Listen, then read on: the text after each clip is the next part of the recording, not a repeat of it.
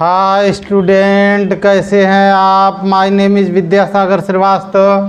देखिए स्टूडेंट, इस समय हम लोग पढ़ रहे हैं करंट इलेक्ट्रिसिटी और उसका हमने एक क्वेश्चन लिया है। A battery of EMF epsilon and internal resistance r is connected across a pure resistive device of resistance R so that the power output of the device is maximum when the external resistance R and source internal resistance small r becomes equal. Determine the maximum power output.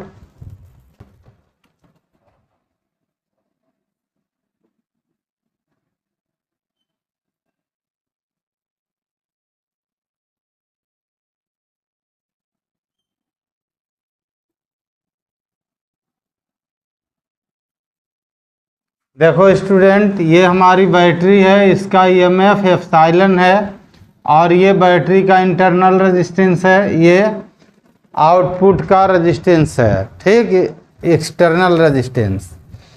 आप देखो student, suppose कर लो battery से current I draw होती है, ठीक। तो current drawn from the battery,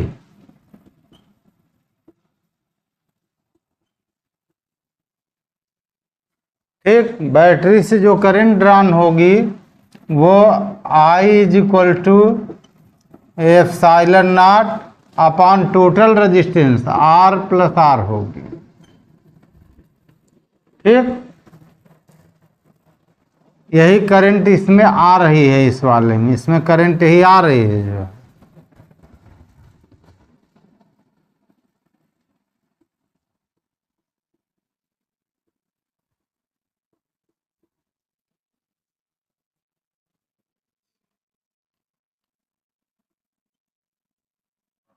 power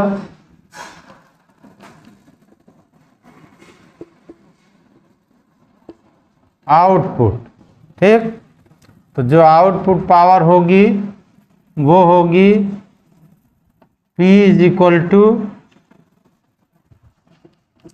I squared R. Output की पावर इस पर आएगी, करंट आई दे रखा, I squared R is equal to I की वैल्यू रख दीजिए, तो epsilon squared upon R plus r squared into R, ठीक। For maximum power output,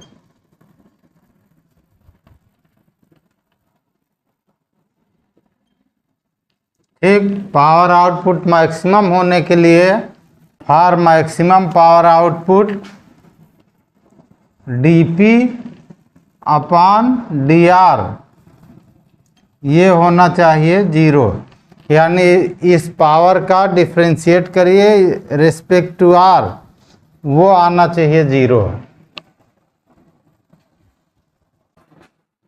differentiate करिए इसको, तो dP upon dR is equal to epsilon square, ठीक, d बाई dr, ठीक।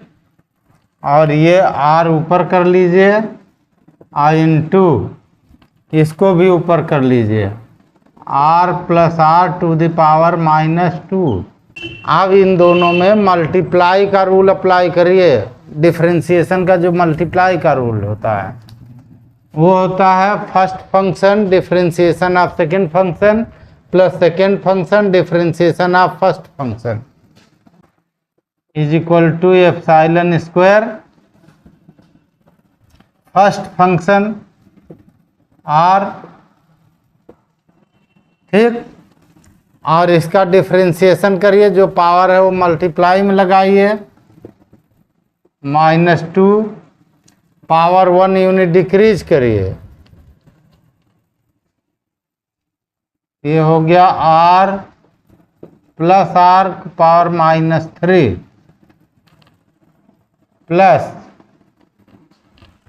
अब ये हो जाएगा हमारा R और प्लस आर की power -2 second differentiation of first. तो फर्स्ट का जो डिफ्रेंशिएशन आएगा वो आर का डिफ्रेंशिएशन 1 हो जाएगा। हमने यहाँ पे जो रूल लगाया उसको आप समझिए, पहला फंक्शन और फिर इसका डिफ्रेंशिएशन। तो इसका डिफ्रेंशिएशन हो गया, जो पावर हो गई मल्टीप्लाई में आ गई, जो पावर थी 1 यूनिट डिक्रीज हुई तो पावर -3 हो गई, ठीक। और फिर second function into differentiation of first function. यहाँ से ध्यान दीजिएगा, इसकी वैल्यू है 0, ठीक। एप्सिलॉन स्क्वायर इधर कितना हो गया, -2r अपान r + r⁵ प्लस यहाँ आ गया 1 अपान r + r⁵। इधर है 0, ये हो गया एप्सिलॉन स्क्वायर अपान r की power r + r⁵, r + r⁵ हमने कॉमन ले लिया।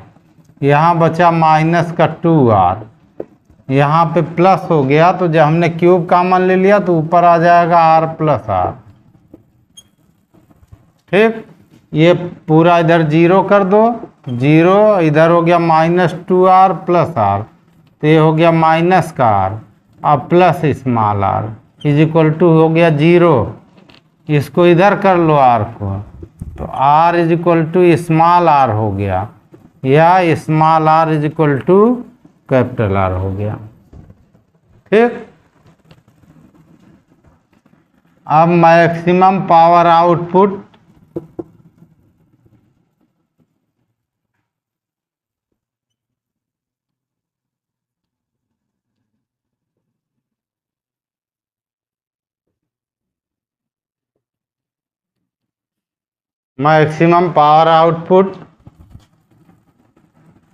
P =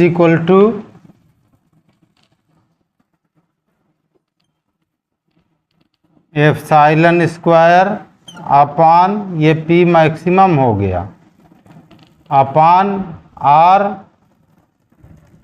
प्लस स्मॉल r की वैल्यू क्या हो जाएगी, कैपिटल R⁵ =